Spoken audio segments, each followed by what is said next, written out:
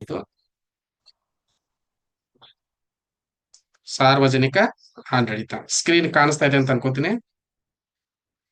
Okay. ಪುರಾತನ ಕಾಲದಿಂದಲೂ ವಿವಿಧ ಚಿಂತಕರು ಸಾರ್ವಜನಿಕ ಆಡಳಿತದ ಚಿಂತನೆ ಹಾಗೂ ಆಚರಣೆಗಳಿಗೆ ಕಾಣಿಕೆಯನ್ನ ನೀಡಿದ್ದಾರೆ.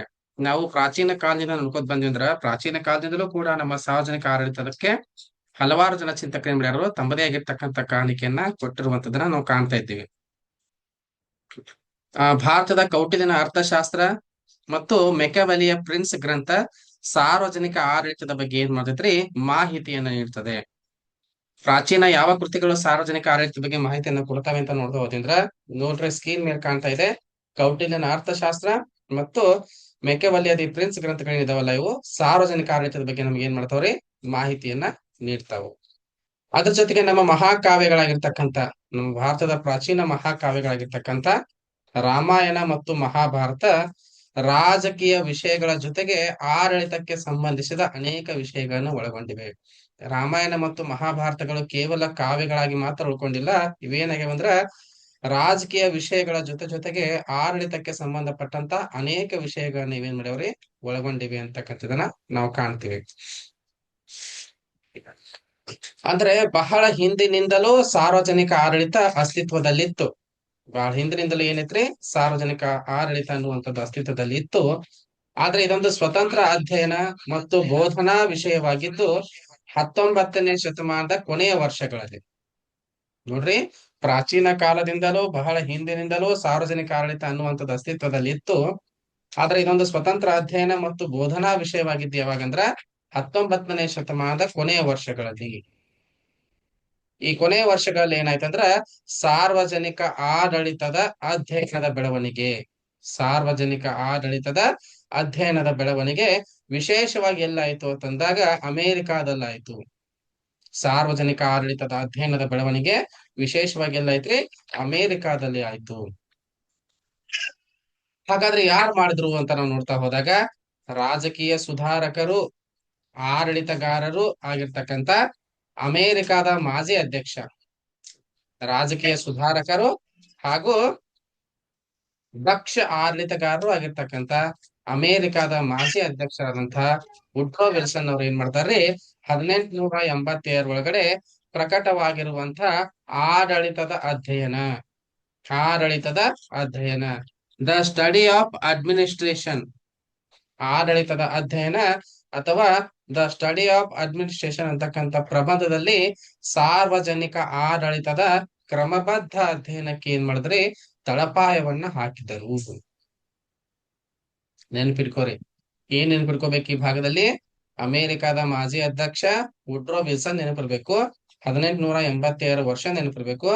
ಜೊತೆಗೆ ಅವರು ರಚನೆ ಮಾಡ್ತಕ್ಕಂಥ ಪ್ರಬಂಧ ಆಡಳಿತದ ಅಧ್ಯಯನ, the study of administration, the study of administration ಎನ್ನುವಂತ ಪ್ರಬಂಧದಲ್ಲಿ ಸಾರ್ವಜನಿಕ ಆಡಳಿತದ ಕ್ರಮಬದ್ಧ ಅಧ್ಯಯನಕ್ಕೆ ಏನ್ ಮಾಡಿದ್ರಿ ತಳಪಾಯ ಹಾಕಿದರು. ಯಾವ ಕೃತಿಯಲ್ಲಿ ಸಾರ್ವಜನಿಕ ಆಡಳಿತದ ಕ್ರಮಬದ್ಧ ಅಧ್ಯಯನಕ್ಕೆ ತಳಪಾಯ ಹಾಕಲಾಯಿತು ಅಂತ ಅಂದಾಗ ಆಡಳಿತದ ಅಧ್ಯಯನ ಪ್ರಬಂಧದಲ್ಲಿ, ದ ಸ್ಟಡಿ ಆಫ್ ಅಡ್ಮಿನಿಸ್ಟ್ರೇಷನ್ ಅಂತಕ್ಕಂಥ ಪ್ರಬಂಧದಲ್ಲಿ ಸಾರ್ವಜನಿಕ ಆಡಳಿತದ ಕ್ರಮಬದ್ಧ ಅಧ್ಯಯನಕ್ಕೆ ಏನ್ ಮಾಡಿದ್ರಿ ತಳಪಾಯವನ್ನ ಹಾಕಿದ್ರು. ಈ ಆಡಳಿತದ ಅಧ್ಯಯನ ಅಂತಕ್ಕಂಥ ಒಂದು ಪ್ರಬಂಧವನ್ನ 1887 ಒಳಗಡೆ, ಯಾವಾಗ 1887 ಒಳಗಡೆ ಅಮೆರಿಕಾದ ಮಾಜಿ ಅಧ್ಯಕ್ಷ ಆಗಿರ್ತಕ್ಕಂಥ ವುಡ್ರೋ ವಿಲ್ಸನ್ ಅವ್ರು ಏನ್ ಮಾಡಿದ್ರು ಅಂದ್ರ ರಚನೆ ಮಾಡಿದ್ರು ಅಂತ ಹೇಳಿ ನಾವು ಗಮನಿಸಬಹುದು. ಬಹಳ ಇಂಪಾರ್ಟೆಂಟ್ ಈ ಭಾಗ. ಓಕೆ, ಈ ಭಾಗದಿಂದ ಪ್ರಶ್ನೆಗಳು ಬಹಳ ಬಾರಿ ಬಂದಾವ್ರಿ. ಒಂದ್ಸಲ ನೀವು ಕ್ವಶನ್ ಪೇಪರ್ ನೋಡಿದ್ರೆ ಗೊತ್ತಾಗತ್ತೆ. ಈ ವುಡ್ರೋ ವಿಲ್ಸನ್ ಇದಾರಲ್ಲ, ಇವರು 1887 ಏನ್ ಪ್ರಕಟ ಮಾಡ್ತಂತ ಹೇಳಿದ್ನಲ್ಲ ಆಡಳಿತದ ಅಧ್ಯಯನ ಅಂತಕ್ಕಂಥ ಪ್ರಬಂಧ, ಈ ಪ್ರಬಂಧದ ರಚನೆಯ ಕಾರಣಕ್ಕಾಗಿ, ಸಾರ್ವಜನಿಕ ಆಡಳಿತದ ಕ್ರಮಬದ್ಧ ಅಧ್ಯಯನಕ್ಕೆ ತಳಪಾಯವನ್ನ ಹಾಕಿದ ಕಾರಣಕ್ಕಾಗಿ, ತಳಹದಿಯನ್ನು ಹಾಕಿದ ಕಾರಣಕ್ಕಾಗಿ ವುಡ್ರೋ ವಿಲ್ಸನ್ ಅವ್ರನ್ನ ಏನಂತ ಕರಿತೀವ್ರಿ ಸಾರ್ವಜನಿಕ ಆಡಳಿತದ ಪಿತಾಮಹ. ಓಕೆ, ಸಾರ್ವಜನಿಕ ಆಡಳಿತದ ಪಿತಾಮಹ ವುಡ್ರೋ ವಿಲ್ಸನ್ ಅವರನ್ನ ಸಾರ್ವಜನಿಕ ಆಡಳಿತದ ಪಿತಾಮಹ ಅಂತ ಹೇಳಿ ಕರೆಯಲಾಗುತ್ತದೆ.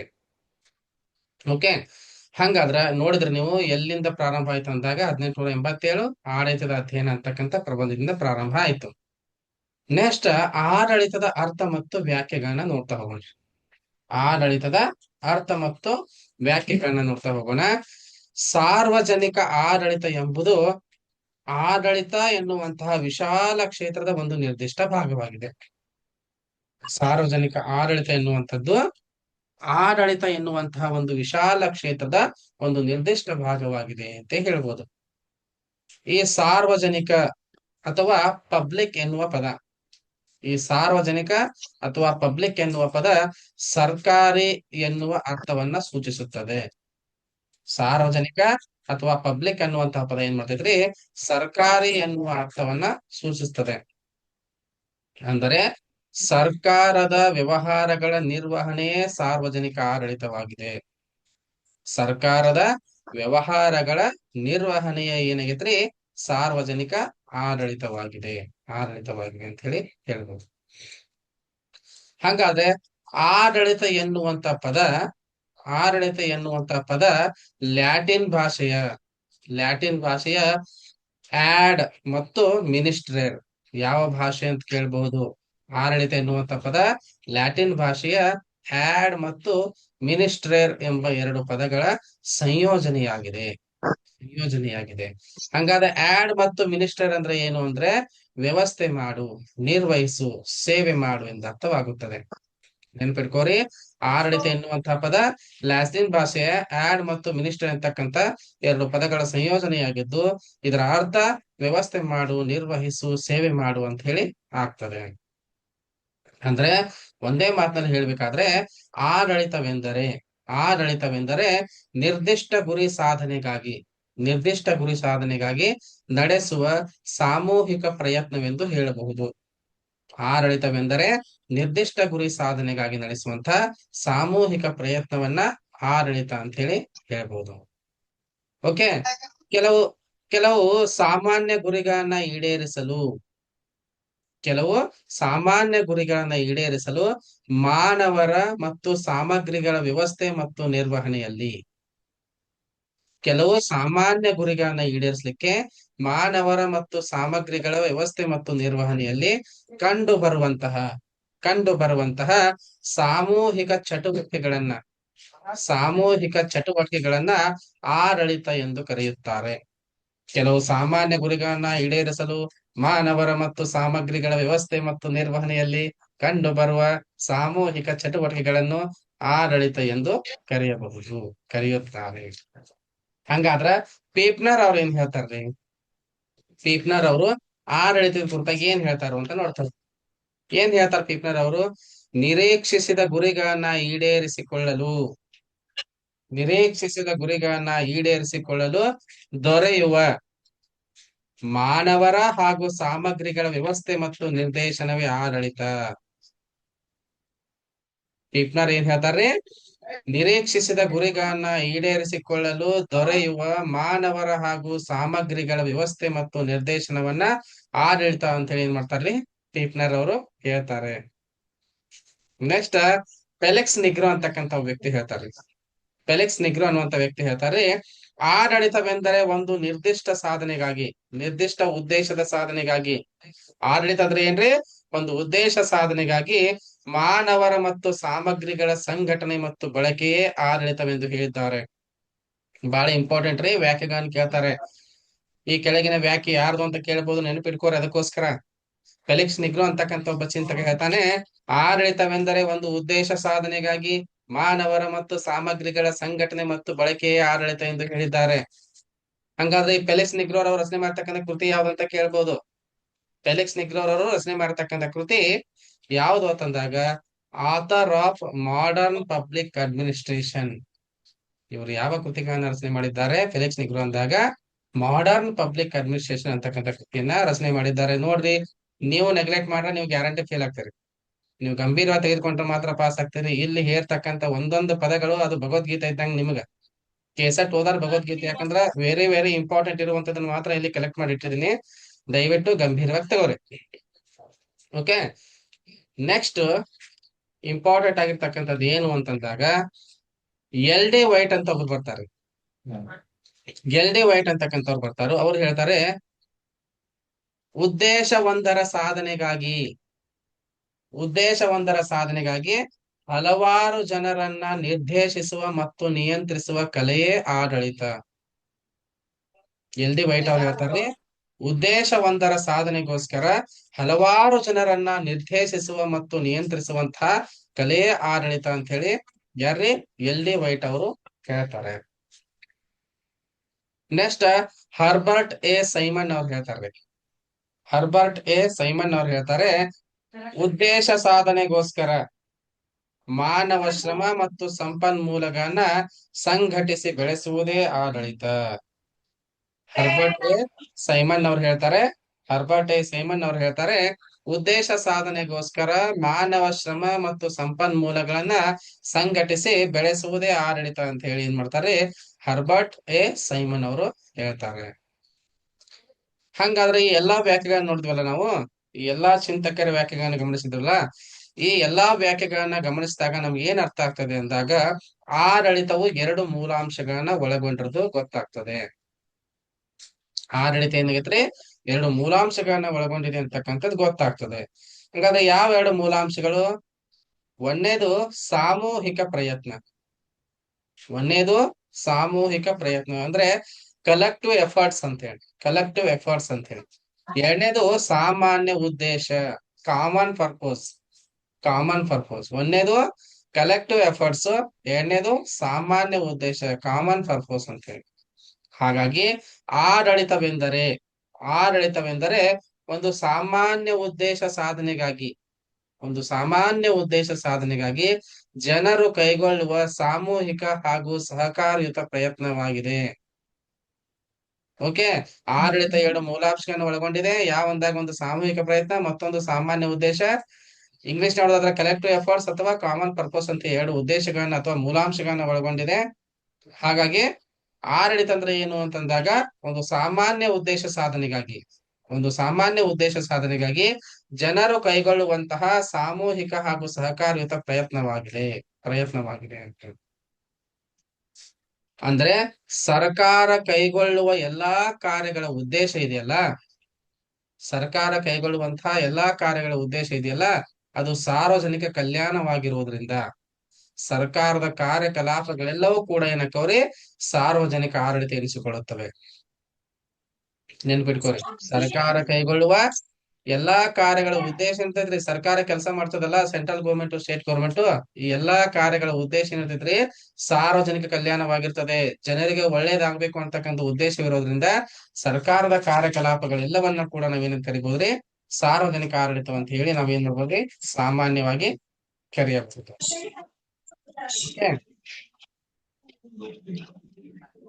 ರಾಜ್ಯದ ಸರ್ಕಾರದ ಕಾರ್ಯನಿರ್ವಹಣೆಯೇ ಸಾರ್ವಜನಿಕ ಆಡಳಿತವಾಗಿದೆ. ರಾಜ್ಯದ ಅಥವಾ ಸರ್ಕಾರದ ಕಾರ್ಯನಿರ್ವಹಣೆಯೇ ಸಾರ್ವಜನಿಕ ಆಡಳಿತವಾಗಿದೆ ಅಂತಕ್ಕಂಥದ್ದನ್ನು ಕೂಡ ನಾವೇನ್ ಮಾಡ್ಬೋದ್ರಿ ಗಮನಿಸಬಹುದು. ಹಂಗಾದ್ರ ಸಾರ್ವಜನಿಕ ಆಡಳಿತ ಅಂತಕ್ಕಂಥ ಪದವನ್ನ ಮೊಟ್ಟ ಮೊದಲ ಬಾರಿಗೆ ಬಳಸಿದವರು ಯಾರು? ಸಾರ್ವಜನಿಕ ಆಡಳಿತ ಅಂತಕ್ಕಂಥ ಪದವನ್ನ ಮೊಟ್ಟ ಮೊದಲ ಬಾರಿಗೆ ಬಳಕೆ ಮಾಡತಕ್ಕಂಥವ್ರು ಯಾರು ಅಂತ ನಾವು ನೋಡ್ತಾ ಹೋದಾಗ, ಸಾರ್ವಜನಿಕ ಆಡಳಿತ ಅಂತಕ್ಕಂಥ ಪದವನ್ನ 1812 1812 ಯಾರು ಬಳಸ್ತಾರ್ರಿ? Alexander Hamilton. ಅಲೆಕ್ಸಾಂಡರ್ ಹ್ಯಾಮಿಲ್ಟನ್ ಅವ್ರು ಏನ್ ಮಾಡ್ತಾರ್ರಿ ಮೊಟ್ಟ ಮೊದಲ ಬಾರಿಗೆ 1812 ಸಾರ್ವಜನಿಕ ಆಡಳಿತ ಅಂತಕ್ಕಂಥ ಪದವನ್ನ ಬಳಸ್ತಾರೆ. Okay, Alexander Hamilton. ಈ ಕೆಳಗಿನ ಯಾರು ಸಾರ್ವಜನಿಕ ಆಡಳಿತ ಅಂತಕ್ಕಂಥ ಪದವನ್ನ ಮೊಟ್ಟ ಮೊದಲ ಬಾರಿಗೆ ಬಳಕೆ ಮಾಡಿದರು? ಅಲೆಕ್ಸಾಂಡರ್ ಹ್ಯಾಮಿಲ್ಟನ್ ಅಂತ ಹೇಳಿ. ಯಾವ ವರ್ಷ ಬಳಕೆ ಮಾಡಿದ್ರು?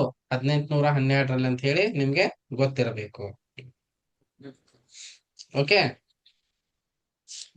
ಈ ಕಡೆ ನಾವು ಆಡಳಿತಕ್ಕೆ ಸಂಬಂಧಪಟ್ಟ ನೋಡಿದ್ವಿ. ಈಗ ಸಾರ್ವಜನಿಕ ಆಡಳಿತಕ್ಕೆ ಯಾವುದೇ ನಿರ್ದಿಷ್ಟ ವ್ಯಾಖ್ಯೆಗಳು ಪರಿಪೂರ್ಣವಾಗಿಲ್ಲ.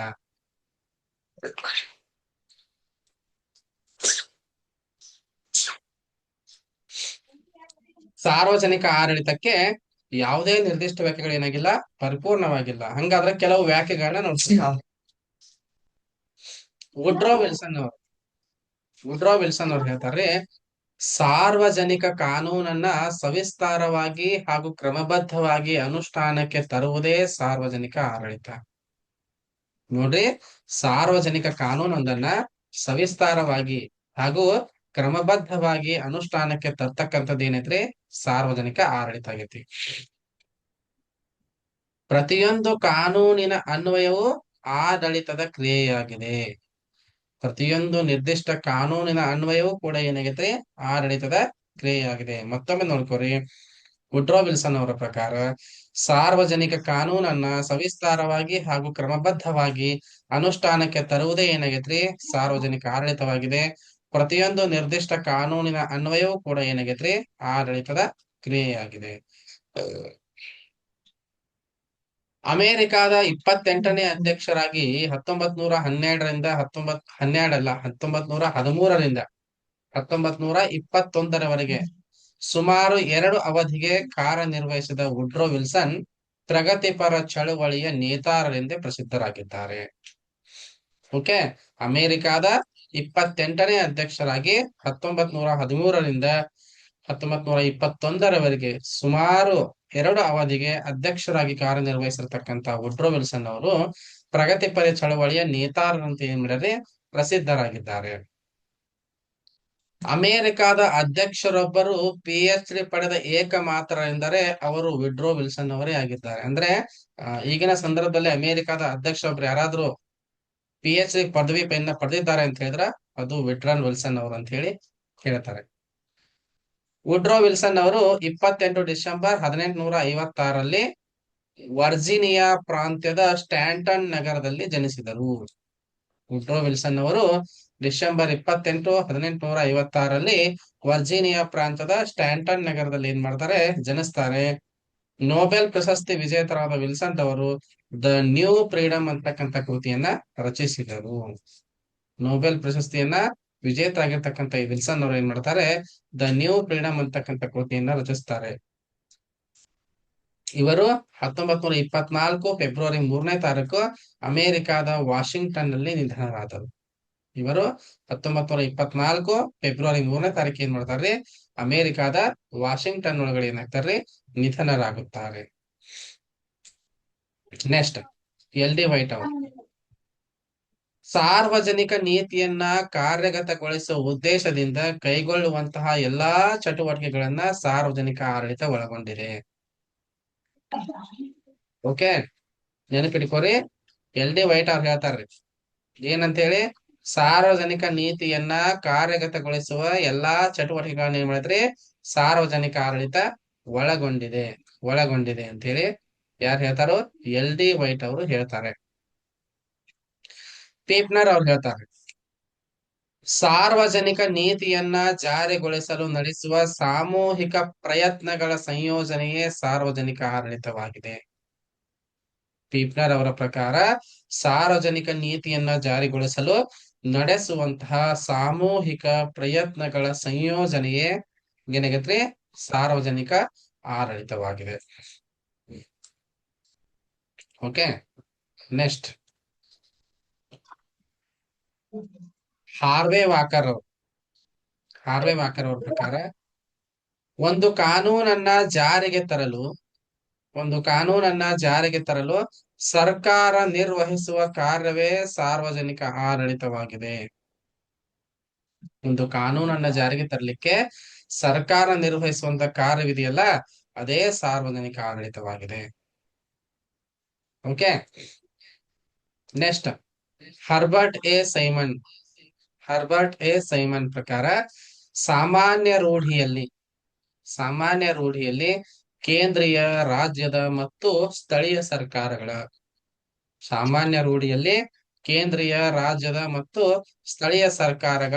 ಕಾರ್ಯಾಂಗ ಶಾಖೆಗಳ ಚಟುವಟಿಕೆಗಳನ್ನ ಸಾರ್ವಜನಿಕ ಆಡಳಿತವೆನ್ನುವರು. ಹರ್ಬರ್ಟ್ ಎ ಸೈಮನ್ ಪ್ರಕಾರ ಸಾಮಾನ್ಯ ರೂಢಿಯಲ್ಲಿ ಕೇಂದ್ರೀಯ ರಾಜ್ಯದ ಮತ್ತು ಸ್ಥಳೀಯ ಸರ್ಕಾರಗಳ ಕಾರ್ಯಾಂಗ ಶಾಖೆಗಳ ಚಟುವಟಿಕೆಗಳನ್ನ ಏನಂತ ಕರಿತೀವ್ರಿ ಸಾರ್ವಜನಿಕ ಆಡಳಿತವೆಂದು ಕರೆಯುತ್ತೇವೆ. ಓಕೆ, ಪ್ರೊಫೆಸರ್ ವಿಲ್ಲೋಬಿ ಅವರ ಪ್ರಕಾರ ಇವರು ಸಾರ್ವಜನಿಕ ಆಡಳಿತವನ್ನ 2 ಅರ್ಥದಲ್ಲಿ ಬಳಸಿದ್ದಾರೆ. ಅವರು ಏನಂತ ಬಳಸಿದ್ದಾರೆ, ಸಂಕುಚಿತ ಅರ್ಥದೊಳಗಡೆ ನಾವು ನೋಡ್ತಾ ಹೋದ್ವಿ ಅಂದ್ರೆ ಸಾರ್ವಜನಿಕ ಆಡಳಿತವು ಕೇವಲ ಆಡಳಿತಾಂಗದ ಕಾರ್ಯನಿರ್ವಹಣೆಯನ್ನ ಮಾತ್ರ ಒಳಗೊಂಡಿರುತ್ತದೆ. ಪ್ರೊಫೆಸರ್ ವಿಲ್ಲೋಬಿ ಅವ್ರ ಪ್ರಕಾರ ಸಾರ್ವಜನಿಕ ಆಡಳಿತವನ್ನ 2 ಅರ್ಥದೊಳಗಡೆ ಬಳಸ್ತಾರ. ಅವರು ಒಂದು ಸಂಕುಚಿತ ಅರ್ಥದೊಳಗಡೆ ಸೀಮಿತ ದೃಷ್ಟಿಕೋನದೊಳಗಡೆ ನೋಡ್ತಾ ಹೋದ್ರಿಂದ ಸಾರ್ವಜನಿಕ ಆಡಳಿತವು ಕೇವಲ ಆಡಳಿತಾಂಗದ ಕಾರ್ಯನಿರ್ವಹಣೆಯನ್ನ ಮಾತ್ರ ಒಳಗೊಂಡಿರುತ್ತದೆ. ಹಂಗಾದ್ರೆ ವಿಶಾಲ ಅರ್ಥದಲ್ಲಿ ಏನು ಅಂತ ನಾವು ನೋಡ್ತಾ ಹೋದಾಗ, ವಿಶಾಲ ಅರ್ಥದಲ್ಲಿ ಸಾರ್ವಜನಿಕ ಆಡಳಿತ ನೋಡ್ತಾ ಹೋದಾಗ, ಸಾರ್ವಜನಿಕ ಆಡಳಿತವು ಶಾಸಕಾಂಗ, ಕಾರ್ಯಾಂಗ ಮತ್ತು ನ್ಯಾಯಾಂಗ ಈ ಮೂರೂ ಅಂಗಗಳ ಕಾರ್ಯ ಚಟುವಟಿಕೆಗಳನ್ನ ಒಳಗೊಂಡಿರುತ್ತದೆ. ಸಂಕುಚಿತ ಅರ್ಥದಲ್ಲಿ ಸಾರ್ವಜನಿಕ ಆಡಳಿತವು ಕೇವಲ ಆಡಳಿತಾಂಗದ ಕಾರ್ಯನಿರ್ವಹಣೆಯನ್ನ ಮಾತ್ರ ಒಳಗೊಂಡಿದ್ರ, ವಿಶಾಲ ಅರ್ಥದಲ್ಲಿ ಸಾರ್ವಜನಿಕ ಆಡಳಿತವು ಶಾಸಕಾಂಗ, ಕಾರ್ಯಾಂಗ, ನ್ಯಾಯಾಂಗ ಈ ಮೂರು ಅಂಗಗಳ ಕಾರ್ಯ ಚಟುವಟಿಕೆಗಳನ್ನ ಏನ್ ಮಾಡಿರ್ತದೆ, ಇದು ಒಳಗೊಂಡಿರ್ತದೆ. ಓಕೆ. ಲೂಥರ್ ಗುಲಿಕ್ ಅವ್ರ ಪ್ರಕಾರ, ಲೂಥರ್ ಗುಲಿಕ್ ಅವ್ರು ಏನ್ ಹೇಳ್ತಾರೆ, ಲೂಥರ್ ಗುಲಿಕ್ ಅವ್ರು ಏನ್ ಹೇಳ್ತಾರೆ ಅಂದಾಗ, ಸಾರ್ವಜನಿಕ ಆಡಳಿತವು ಸರ್ಕಾರದ ಕಾರ್ಯಗಳನ್ನ ನಿರ್ವಹಿಸುವಾಗ ಕಾರ್ಯಾಂಗ ಶಾಖೆಗೆ ಸಂಬಂಧಿಸಿದೆ. ಲೂಥರ್ ಗುಲಿಕ್ ಅವ್ರ ಪ್ರಕಾರ ಸಾರ್ವಜನಿಕ ಆಡಳಿತವು ಸರ್ಕಾರದ ಕಾರ್ಯಗಳನ್ನ ನಿರ್ವಹಿಸುವಂತ ಸಂದರ್ಭದಲ್ಲಿ ಕಾರ್ಯಾಂಗದ ಶಾಖೆಗೆ ಸಂಬಂಧಿಸಿದೆ. ಓಕೆ. 1892 ಜನವರಿ 17ರಂದು 1892 ಜನವರಿ 17ರಂದು ಜಪಾನಿನ ಒಸಾಕ್ ನಗರದಲ್ಲಿ ಜನಿಸಿದಂತ ಲೂಥರ್ ಗುಲಿಕ್ ಅವರು ಸಾರ್ವಜನಿಕ ಆಡಳಿತದಲ್ಲಿ ವಿಶೇಷ ಪ್ರಾವೀಣ್ಯತೆಯನ್ನ ಪಡೆದಿದ್ರು. ನೆನಪಿಟ್ಕೋರಿ, 1892 ಜನವರಿ 17ರಂದು ಜಪಾನಿನ ಓಸಾಕ್ ನಗರದಲ್ಲಿ ಜನಿಸಿರುವಂತಹ ಲೂಥರ್ ಗುಲಿಕ್ ರವರು ಸಾರ್ವಜನಿಕ ಆಡಳಿತದಲ್ಲಿ ವಿಶೇಷ ಪ್ರಾವೀಣ್ಯತೆಯನ್ನ ಪಡೆದಿದ್ರು. ಅವರ ಪ್ರಸಿದ್ಧ ಕೃತಿ ದ್ವಿತೀಯ ಮಹಾಯುದ್ಧದಿಂದಾದ ಆಡಳಿತಾತ್ಮಕ ಪರಿಣಾಮಗಳು, ಅಂದ್ರೆ administrative reflection from world war II ಅಂತ ಹೇಳಿ. ಯಾರ ಕೃತಿ ಇದು? ಲೂಥರ್ ಗುಲಿಕ್ ಅವರ ಕೃತಿ. Very important. ಲೂಥರ್ ಗುಲಿಕ್ ಅವ್ರ ಬಗ್ಗೆ ಕೇಳ್ತಿರ್ತಾರೆ. ಯಾವ್ದು ಅವ್ರ ಪ್ರಸಿದ್ಧ ಕೃತಿ? ದ್ವಿತೀಯ ಮಹಾಯುದ್ಧದಿಂದಾದ ಆಡಳಿತಾತ್ಮಕ ಪರಿಣಾಮಗಳು, administrative reflection from world war II ಅಂತ ಹೇಳಿ. ಈ ಲೂಥರ್ ಗುಲಿಕ್ ಅವರು 1993 ಜನವರಿ 10ರಂದು ಅಮೆರಿಕಾದ ವರ್ಮೋಂಟ್ ಪ್ರಾಂತದ ವಾರ್ಡಲ್ ಅಂತಕ್ಕಂಥ ಏನ್ ಮಾಡ್ತಾರ್ರಿ, ನಿಧನರಾಗುತ್ತಾರೆ. ತುಂಬು ಜೀವನ ನಡೆಸಿರ್ತಕ್ಕಂತ ಲೂಥರ್ ಗುಲಿಕ್ ಅವ್ರು ಏನ್ ಮಾಡ್ತಾರ್ರಿ, 1993 ಜನವರಿ 10ನೇ ತಾರೀಕು ಅಮೆರಿಕಾದ ವರ್ಮೋಂಟ್ ಪ್ರಾಂತದ ವಾರ್ಡನ್ ನಲ್ಲಿ ಏನಾಗ್ತಾರೆ, ಇವರು ನಿಧನರಾಗುತ್ತಾರೆ. ಓಕೆ. ಇವರಾದ ನಂತರ ನೆಕ್ಸ್ಟ್ ನಾವು ಯಾಕೆ ನೋಡ್ತಾ ಹೋಗೋದಂದ್ರ ಡ್ವೈಟ್ ವಾಲ್ಡೋ ಅಂತ ಹೇಳಿ. ಡ್ವೈಟ್ ವಾಲ್ಡೋ ಅಂತ ಹೇಳಿ ಸಾರ್ವಜನಿಕ ಆಡಳಿತವು ರಾಷ್ಟ್ರ ವಿಷಯಗಳಿಗೆ ಅನ್ವಯಿಸಿದ ಕಲೆ ಮತ್ತು ವಿಜ್ಞಾನದ ನಿರ್ವಹಣೆಯಾಗಿದೆ. ಸಾರ್ವಜನಿಕ ಆಡಳಿತವು ರಾಷ್ಟ್ರ ವಿಷಯಗಳಿಗೆ ಅನ್ವಯಿಸಿದ ಕಲೆ ಮತ್ತು ವಿಜ್ಞಾನದ ನಿರ್ವಹಣೆಯಾಗಿದೆ. ಹಾಗಾಗಿ ಈ ಮೇಲಿನ ಎಲ್ಲಾ ವ್ಯಾಖ್ಯೆಗಳನ್ನ ಪರಿಶೀಲನೆ ಮಾಡಿದಾಗ ಸಾರ್ವಜನಿಕ ನೀತಿಯನ್ನ ಹಾಗೂ ಸಾರ್ವಜನಿಕ ಕಾನೂನನ್ನ ಅನುಷ್ಠಾನಕ್ಕೆ ತರಲು ಸರ್ಕಾರ ಕೈಗೊಳ್ಳುವ ಎಲ್ಲಾ ಚಟುವಟಿಕೆಗಳಿಗೆ ಏನಂತಾರೆ, ಸಾರ್ವಜನಿಕ ಆಡಳಿತವೆನ್ನುತ್ತಾರೆ. ಮೇಲಿನ ಎಲ್ಲಾ ವ್ಯಾಖ್ಯೆಗಳನ್ನ ಪರಿಶೀಲನೆ ಮಾಡಿದಾಗ ಸಾರ್ವಜನಿಕ ನೀತಿಯನ್ನ ಹಾಗೂ ಸಾರ್ವಜನಿಕ ಕಾನೂನನ್ನ ಅನುಷ್ಠಾನಕ್ಕೆ ತರಲಿಕ್ಕೆ ಸರ್ಕಾರ ಕೈಗೊಳ್ಳತಕ್ಕಂತ ಎಲ್ಲಾ ಚಟುವಟಿಕೆಗಳಿಗೆ ಏನಂತಾರ್ರಿ, ಸಾರ್ವಜನಿಕ ಆಡಳಿತವೆನ್ನುತ್ತಾರೆ. ಓಕೆ. ಸರ್ಕಾರದ ಸಮಸ್ತ ಕಾರ್ಯಾಚರಣೆ ಮತ್ತು ರಾಜ್ಯದ ದೈನಂದಿನ ವ್ಯವಹಾರಗಳನ್ನ ನಡೆಸಿಕೊಂಡು ಹೋಗುವ ಸರ್ಕಾರದ ಅಂಗವೇ ಏನಾಗಿದ್ರಿ, ಸಾರ್ವಜನಿಕ ಆಡಳಿತವಾಗಿದೆ. ಸರ್ಕಾರದ ಸಮಸ್ತ ಕಾರ್ಯಾಚರಣೆ ಮತ್ತು ರಾಜ್ಯದ ದೈನಂದಿನ ವ್ಯವಹಾರಗಳನ್ನ ನಡೆಸ್ಕೊಂಡು ಹೋಗ್ತಕ್ಕಂತ ಸರ್ಕಾರದ ಅಂಗ ಏನಾಗಿದ್ರಿ, ಇದು ಸಾರ್ವಜನಿಕ ಆಡಳಿತವಾಗಿದೆ. ಅಂತ ಹೇಳಿ. ಓಕೆ. ಹಂಗಾದ್ರ ನಿಗ್ರೋ ಮತ್ತು ನಿಗ್ರೋರವರು ಗುರುತಿಸಿರ್ತಕ್ಕಂತ ಸಾರ್ವಜನಿಕ ಆಡಳಿತದ ಲಕ್ಷಣಗಳು, ನಾವು ನೋಡ್ತಾ ಹೋಗೋಣ. ನಿಗ್ರೋ ಮತ್ತು ನಿಗ್ರೋರವರು ಗುರುತಿಸಿರುವಂತ ಸಾರ್ವಜನಿಕ ಆಡಳಿತದ ಲಕ್ಷಣಗಳು. ಒಂದನೇದ, ಸಾರ್ವಜನಿಕ ರಂಗದಲ್ಲಿ ಪರಸ್ಪರ ಸಹಕರಿಸಿ ಉದ್ದೇಶ ಗುರಿ ಸಾಧಿಸಲು ಮಾಡುವ ಸಾಮೂಹಿಕ ಪ್ರಯತ್ನ. ಒಂದನೇ ಲಕ್ಷಣ ಏನಂದ್ರ, ಸಾರ್ವಜನಿಕ ರಂಗದಲ್ಲಿ ಏನ್ರಿ, ಪರಸ್ಪರ ಸಹಕರಿಸಿ ಪರಸ್ಪರ ಸಹಕರಿಸಿ ಉದ್ದೇಶ ಗುರಿ ಸಾಧಿಸಲು ಮಾಡುವ ಸಾಮೂಹಿಕ ಪ್ರಯತ್ನ. ಎರಡನೇದು ಸರ್ಕಾರದ 3 ಅಂಗಗಳಾದ ಶಾಸಕಾಂಗ, ಕಾರ್ಯಾಂಗ ಮತ್ತು ನ್ಯಾಯಾಂಗದ ನಡುವಿನ ಪರಸ್ಪರ ಸಂಬಂಧವನ್ನ ಒಳಗೊಂಡಿದೆ. ಈ ಸಾರ್ವಜನಿಕ ಆಡಳಿತ ಇದೆಯಲ್ಲ, ಅದು ಸರ್ಕಾರದ 3 ಅಂಗಗಳಾಗಿರುವಂತಹ ಶಾಸಕಾಂಗ, ಕಾರ್ಯಾಂಗ ಮತ್ತು ನ್ಯಾಯಾಂಗದ ನಡುವಿನ ಪರಸ್ಪರ ಸಂಬಂಧವನ್ನು ಏನ್ ಮಾಡೈತ್ರಿ, ಒಳಗೊಂಡಿದೆ. ನೆಕ್ಸ್ಟ್, ಸಾರ್ವಜನಿಕ ನೀತಿ ನಿರೂಪಣೆಯಲ್ಲಿ ಪ್ರಮುಖ ಪಾತ್ರ ಹೊಂದಿದೆ. ಸಾರ್ವಜನಿಕ ನೀತಿ ನಿರೂಪಣೆಯಲ್ಲಿ ಪ್ರಮುಖ ಪಾತ್ರವನ್ನು ಹೊಂದಿದೆ. ಇದರಿಂದಾಗಿ ರಾಜಕೀಯ ಪ್ರಕ್ರಿಯೆಯ ಒಂದು ಭಾಗವಾಗಿದೆ. ರಾಜಕೀಯ ಪ್ರಕ್ರಿಯೆಯ ಒಂದು ಭಾಗವಾಗಿದೆ ಅಂತ ಹೇಳ್ತಾರೆ. ನೆಕ್ಸ್ಟ್, ಇದು ಖಾಸಗಿ ಆಡಳಿತಕ್ಕಿಂತ ಹಲವು ವಿಧಗಳಲ್ಲಿ ಭಿನ್ನವಾಗಿದೆ. ಸಾರ್ವಜನಿಕ ಆಡಳಿತವಿದೆಯಲ್ಲ, ಇದು ಖಾಸಗಿ ಆಡಳಿತಕ್ಕಿಂತ ಏನಾಗೈತ್ರಿ, ಹಲವು ವಿಧಗಳಲ್ಲಿ ಭಿನ್ನವಾಗಿದೆ ಅಂತ ಹೇಳ್ತಾರ್ರಿ. ಇದು ಖಾಸಗಿ ಗುಂಪುಗಳು ಮತ್ತು ವ್ಯಕ್ತಿಗಳ ಜೊತೆಗೂಡಿ ಸಮಾಜಕ್ಕೆ ಸೇವೆಯನ್ನು ಸಲ್ಲಿಸ್ತದೆ. ಓಕೆ, ಖಾಸಗಿ ಗುಂಪುಗಳು ಮತ್ತು ವ್ಯಕ್ತಿಗಳ ಜೊತೆ ಕೂಡಿ ಏನ್ ಮಾಡ್ತಿದ್ರಿ, ಸಾರ್ವಜನಿಕ ಆಡಳಿತ ಸಮಾಜಕ್ಕೆ ಸೇವೆಯನ್ನು ಸಲ್ಲಿಸ್ತದೆ. ಅಂತಿಮವಾಗಿ ಸಾರ್ವಜನಿಕ ಆಡಳಿತ ಅಂತ ಹೇಳಿದ್ರೆ ನಿರ್ಣಯ ಕೈಗೊಳ್ಳತಕ್ಕಂಥದ್ದು, ಮಾಡಬೇಕಾದ ಕಾರ್ಯಗಳ ಯೋಜನೆಯನ್ನ ಸಿದ್ಧಪಡಿಸ್ತಕ್ಕಂಥದ್ದು. ನೆಕ್ಸ್ಟ್, ಗುರಿ ಮತ್ತು ಉದ್ದೇಶಗಳನ್ನ ನಿರ್ಧಾರ ಮಾಡ್ತಕ್ಕಂಥದ್ದು. ಶಾಸಕಾಂಗ ಮತ್ತು ಪೌರ ಸಂಘಟನೆಗಳ ಸಹಯೋಗದೊಂದಿಗೆ ಕಾರ್ಯವನ್ನು ನಿರ್ವಹಣೆ ಮಾಡ್ತಕ್ಕಂಥದ್ದು. ನೆಕ್ಸ್ಟ್, ಸಾರ್ವಜನಿಕರ ಬೆಂಬಲ ಮತ್ತು ಸರ್ಕಾರಿ ಯೋಜನೆಗಳಿಗೆ ನಿಧಿಯನ್ನ ಪಡೆಯುವಂತದ್ದು. ಉದ್ಯೋಗಿಗಳಿಗೆ ನಿರ್ದೇಶನ ಮತ್ತು ಮೇಲ್ವಿಚಾರಣೆ ಮಾಡ್ತಕ್ಕಂಥದ್ದು. ನಾಯಕತ್ವವನ್ನು ಒದಗಿಸ್ತಕ್ಕಂಥದ್ದು. ಸರ್ಕಾರದ ನೀತಿ ಹಾಗೂ ಗುರಿ ಸಾಧಿಸುವಂತೆ ನೋಡ್ತಕ್ಕಂಥದ್ದು.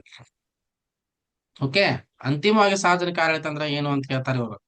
ಏನಂತೇಳಿ, ಒಂದನೇದು ಒಂದು ನಿರ್ಣಯ ಕೈಗೊಳ್ಳತಕ್ಕಂಥದ್ದು. ಎರಡನೇದು ಮಾಡಬೇಕಾದ ಕಾರ್ಯಗಳ ಯೋಜನೆಯನ್ನ ಸಿದ್ಧಪಡಿಸ್ತಕ್ಕಂಥದ್ದು. ಮೂರನೇದು ಗುರಿ ಮತ್ತು ಉದ್ದೇಶಗಳನ್ನ ನಿರ್ಧರಿಸ್ತಕ್ಕಂಥದ್ದು. ನಾಲ್ಕನೇದು ಶಾಸಕಾಂಗ ಮತ್ತು ಪೌರ ಸಂಘಟನೆಗಳ ಸಹಯೋಗದೊಂದಿಗೆ ಕಾರ್ಯವನ್ನು ನಿರ್ವಹಿಸುವಂತದ್ದು. ಐದನೇದು ಸಾರ್ವಜನಿಕರ ಬೆಂಬಲ ಮತ್ತು ಸರ್ಕಾರಿ ಯೋಜನೆಗಳಿಗೆ ನಿಧಿಯನ್ನ ಪಡೆಯುವುದು. ಆರನೇದು ಉದ್ಯೋಗಗಳಿಗೆ ನಿರ್ದೇಶನ ಮತ್ತು ಮೇಲ್ವಿಚಾರಣೆ ಮಾಡ್ತಕ್ಕಂಥದ್ದು. ಏಳನೇದು ನಾಯಕತ್ವ ಒದಗಿಸುವುದು. ಎಂಟನೇದು ಸರ್ಕಾರದ ನೀತಿ ಮತ್ತು ಗುರಿಯನ್ನ ಸಾಧಿಸುವಂತೆ ನೋಡ್ಕೋತಕ್ಕಂಥದ್ದು. ಓಕೆ, ನೆಕ್ಸ್ಟ್ ಬಹಳ ಇಂಪಾರ್ಟೆಂಟ್ ಆಗಿರ್ತಕ್ಕಂಥದ್ದು ಯಾವ್ದಂದ್ರ ಸಾರ್ವಜನಿಕ ಆಡಳಿತದ ಸ್ವರೂಪ. ಸಾರ್ವಜನಿಕ ಆಡಳಿತದ ಸ್ವರೂಪ. ಸಾರ್ವಜನಿಕ ಆಡಳಿತದ ಸ್ವರೂಪದ ಬಗ್ಗೆ ಏನದವ್ರು, ನಮ್ಮಲ್ಲಿ 2 ದೃಷ್ಟಿಕೋನಗಳಿವೆ. ಓಕೆ, ಸಾರ್ವಜನಿಕ ಆಡಳಿತದ ಬಗ್ಗೆ ನಮ್ಮಲ್ಲಿ ಏನದವ್ರಿ 2 ದೃಷ್ಟಿಕೋನದವ್ರಿ ಅದರ ಸ್ವರೂಪದ ಬಗ್ಗೆ. ಯಾವ್ಯಾವ ಅಂದಾಗ, ಒಂದು ಸಮಗ್ರ ದೃಷ್ಟಿಕೋನ, ಮತ್ತೊಂದು ವ್ಯವಸ್ಥಾಪನಾ ದೃಷ್ಟಿಕೋನ. ಸಮಗ್ರ ದೃಷ್ಟಿಕೋನ, ಮತ್ತೊಂದು ವ್ಯವಸ್ಥಾಪನಾ ದೃಷ್ಟಿಕೋನ.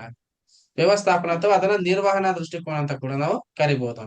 ಹಂಗಾದ್ರ ಸಾರ್ವಜನಿಕ ಆಡಳಿತದ ಸ್ವರೂಪದ 2 ದೃಷ್ಟಿಕೋನಗಳಿದಾವಲ್ಲ, ಅವೆರಡನ್ನು ನಾವು ಒಂದೊಂದಾಗಿ ನೋಡ್ತಾ ಹೋದಂದ್ರ ಮೊದಲನೇದಾಗಿ ಬರ್ತಕ್ಕಂಥದ್ದು ಯಾವ್ದಂದಾಗ ಸಮಗ್ರ ದೃಷ್ಟಿಕೋನ. ಮೊದಲನೇದಾಗಿ ಸಾರ್ವಜನಿಕ ಆಡಳಿತದ ಸಮಗ್ರ ದೃಷ್ಟಿಕೋನ ನೋಡ್ತಾ ಹೋದಂದ್ರ ದೈಹಿಕ, ತಾಂತ್ರಿಕ, ವ್ಯವಸ್ಥಾಪನೆಯ ಹಾಗೂ ಗುಮಾಸ್ತಿಕೆಗೆ ಸಂಬಂಧಿಸಿದ ಎಲ್ಲಾ ಕಾರ್ಯಕಲಾಪಗಳ ಒಟ್ಟು ಮೊತ್ತವೇ ಸಮಗ್ರ ದೃಷ್ಟಿಕೋನವಾಗಿದೆ.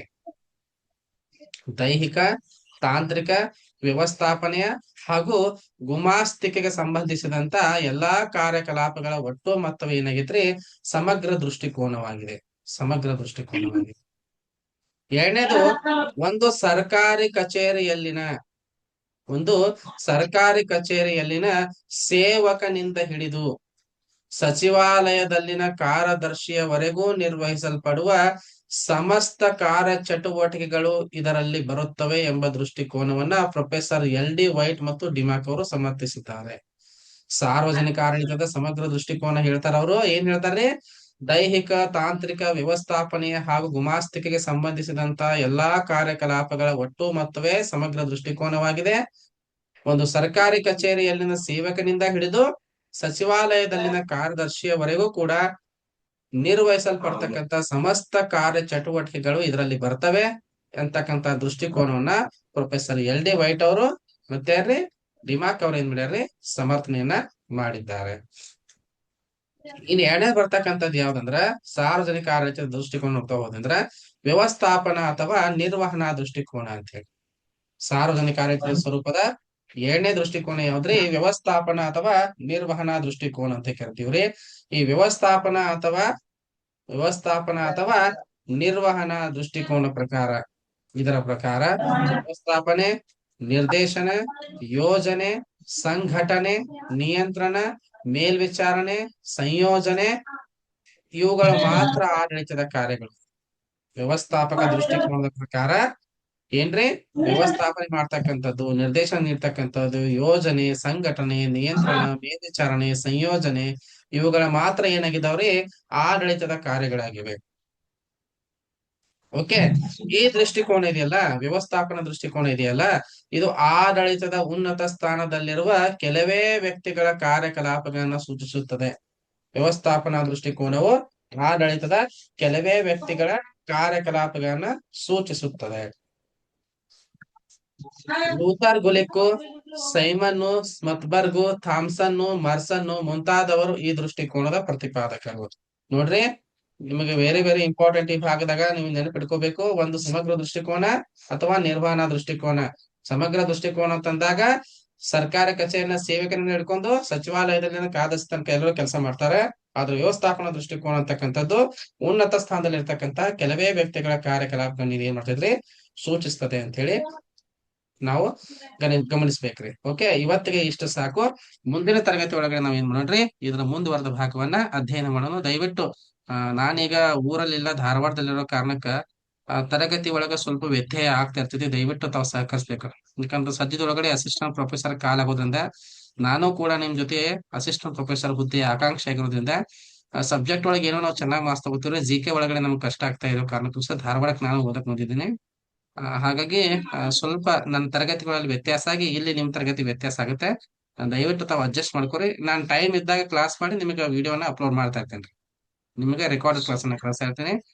ತಮ್ಮೆಲ್ಲರೂ ಕೂಡ ಧನ್ಯವಾದಗಳು. ದಯವಿಟ್ಟು ಸೀರಿಯಸ್ ಆಗಿ ತಗೊಂಡು ಅಧ್ಯಯನವನ್ನ ಮಾಡ್ರಿ. ನೀವು ಕೆಸೆಟ್ ಕ್ಲಿಯರ್ ಆದ ಕೆಲವೇ ತಿಂಗಳಲ್ಲಿ ಏನಾಕೈತಿ ಮತ್ತೆ ಅಸಿಸ್ಟೆಂಟ್ ಪ್ರೊಫೆಸರ್ ಕಾಲ್ ಆಗ್ತೈತಿ. ಸದ್ಯದೊಳಗಡೆ ಅದು ಸಿದ್ಧತೆಯನ್ನು ನಡೆಸಿದ್ದಾರೆ. ದಯವಿಟ್ಟು ಚೆನ್ನಾಗಿ ಹೋದ್ರಿ. ಎಲ್ಲರೂ ಕೂಡ ಶುಭವಾಗಲಿ. ಶುಭರಾತ್ರಿ.